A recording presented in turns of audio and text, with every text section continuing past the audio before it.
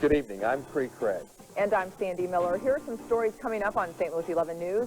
You'll hear about two bills that could save Missouri residents thousands of dollars. Daryl Lloyd has more in tonight's education report. Also, part 3 of Changing Face. Tonight, the bandages come off, and you'll see the results of the deep plane facelift rarely performed in St. Louis. Christine Buck will have that story. Those stories and much more tonight at 9 right here on St. Louis 11 News. And that's coming up right after Xena, Warrior Princess. We'll see you then. Good evening. I'm Cree Craig. And I'm Sandy Miller. Here are a few stories you'll see in just minutes on St. Louis 11 News. After a public apology by Chief Henderson, the sergeant in charge of the Gregory Bell scene the night of the beating is relieved of his duties. Also yesterday, we showed you the raids at video update stores in West and South County. Now, how difficult will it be for a community to define obscenity rules? And part 3 of Changing Face. Tonight, you'll see how successful this rare facelift procedure really is. Those stories and much more in just minutes on St. Louis 11 News. I'm Christine Buck. Would you ever consider getting a facelift? A new procedure in the Midwest promises a more natural look, but it's riskier than you might think. Well, I don't expect to look like the girl I was at 20. I want to look refreshed, have not a tired look, but a fresh look. Join me as we follow one facelift patient from beginning to end. You'll see her changing face on St. Louis 11 News at 9 o'clock. Tonight, Thursday, May 8th on St. Louis 11 News. An in-depth investigation into the alleged beating of Gregory Bell leads to a grand jury inquiry. Today, the officer in charge of the scene that night is relieved of his duties. Daryl Lloyd will have more.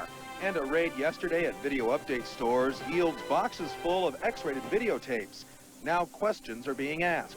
Exactly what is obscene material and who decides what's offensive in your neighborhood? Victoria Ricano has that story. Plus part 3 of Changing Face. Tonight, the results of a rare facelift procedure are revealed. You're watching St. Louis 11 News.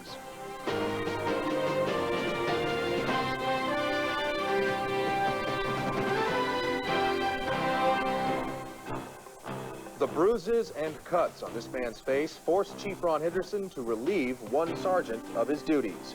Good evening, and thank you for joining us tonight. I'm Cree Craig. And I'm Sandy Miller. The officer is a 20-year veteran. We've even told you about some of his heroic acts on this very newscast. But now that police sergeant from a distinguished law enforcement family is an outcast from his own department.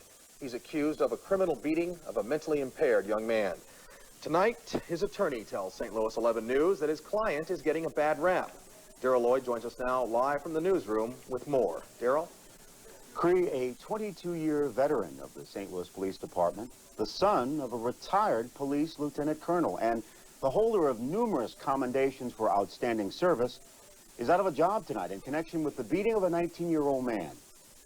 Police officials say the April 14th beating of 19-year-old Gregory Bell of St. Louis by city police officers was criminal, and as a result, 45-year-old Thomas Moran, a sergeant with more than 20 years on the force, is being suspended without pay.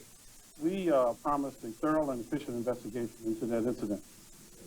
In keeping that promise, we have reached the point in the investigation which I felt we had reasonable grounds to believe that a crime may have been committed. A spokesman for Sergeant Moran says the decision to suspend his client is incorrect. Well, we feel it's certainly premature. There have been no charges filed against Sergeant Moran. He is an exemplary police officer with a long and illustrious career with the police department.